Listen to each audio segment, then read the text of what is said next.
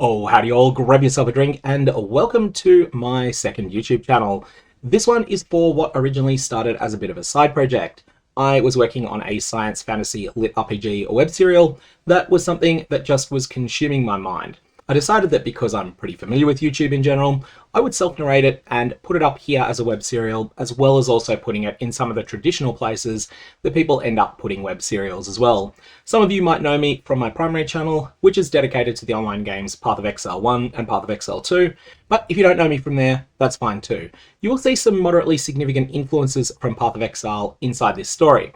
Now, this is a science fantasy story, it's a lit RPG, and it's a web serial. What do these mean?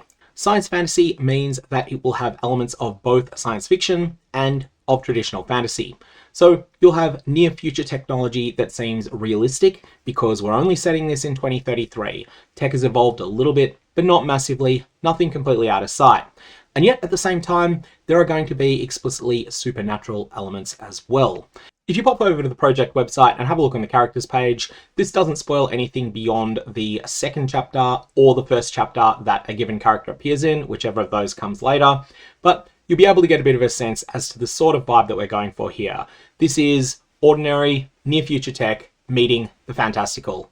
It's planning to send the first crewed mission to Mars in 2036, but before that happens, there's a test run of sorts where they land on Phobos instead, because Phobos is much easier to land on and much easier to escape from. So there's a test mission that's sent, and our main characters are going to be the astronauts on that. They're sent off on a scientific mission and also preparatory work for the big Mars mission that's coming in a couple of years. Of course, things are not quite going to go to plan, because in this story, Phobos is holding some terrifying secrets, including things that probably should have been left buried forever. One of the biggest inspirations for this is actually the Wheel of Time book series. Many of you may have read that, but it's not actually the core story that's the inspiration. It's a tiny little teaser that's hidden in those books.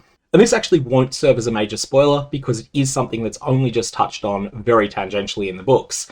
The primary story of the Wheel of Time is the end of the Third Age, but it's also known in the world that there are 7 ages and they cycle through in a loop. So you have the first age, the second age, the third age, so forth, and then at the end of the 7th age, you go back to the first age.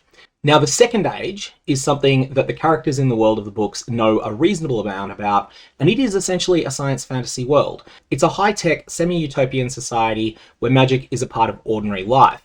However, there are very subtle hints hidden throughout the books that the first age is actually our time, or more specifically, the time that Robert Jordan was starting to write this. This was the late 1980s. This was the period where the Cold War was coming to an end. Twin giants by the names of Merc and Mosk, i.e. Merc for America, Mosk for Moscow, that fight each other with spears of fire that fly through the skies, i.e. intercontinental ballistic missiles. Now, fortunately in our timeline, there never was such an exchange. But the question got stuck in my mind. I was thinking, what was it like to live through the transition from the first age to the second age?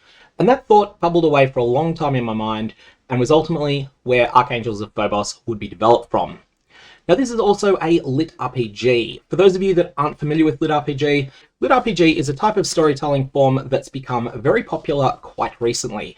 It's usually fantasy, occasionally science fiction or science fantasy, and it takes place in a setting where there's some sort of quantization of power, akin to video game levels, but also, very importantly, the characters themselves are aware of this quantization of power, and potentially even capable of metagaming around it to some extent. Now, there are lit RPGs such as Dungeon Crawler Carl, where no one really knows the rules to start with, and there are lit RPGs like Apocalypse Redux, where the main character does know all of the rules to start with. This is going to go much more at the Dungeon Crawler Carl end of the spectrum. In fact, absolutely nothing is known on Earth about magic, and the vast majority of people don't have any access to it. However, I'm also going to deviate in a very substantial way from the way that most lit RPG stories have been written. Most of them have a moment of apocalypse, where either the character is removed from Earth entirely and then transported into a new world, or alternately, existing Earth civil society simply ceases to exist in a moment, or it is almost completely destroyed, as in Defiance of the Fall.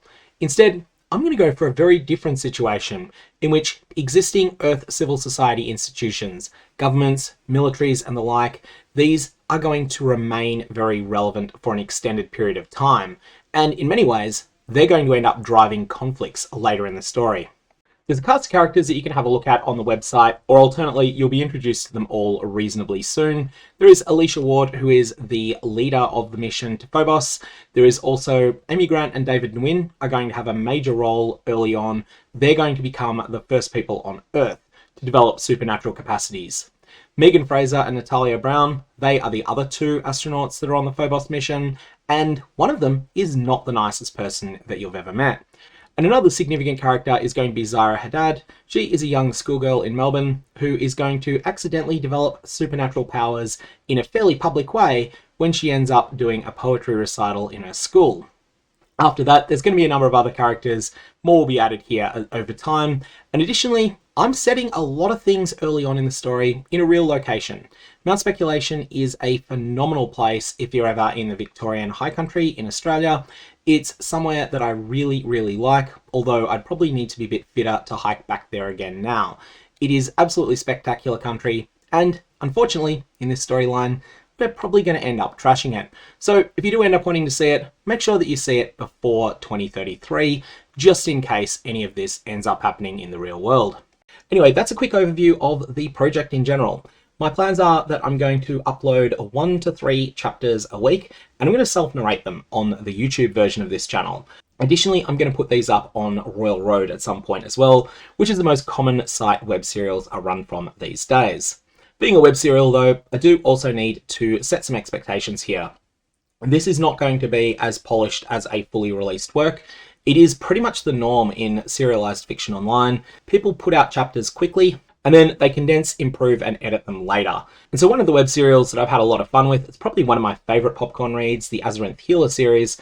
This was originally posted as something like 900 chapters to Royal Road, and over time the author has cut down some of the chaff from it and put it out into more condensed books. And that's a very long process for them. That's potentially the way that this might go in the long term. That's what this project is. I'm going to leave it there. May you discover interesting folded realms.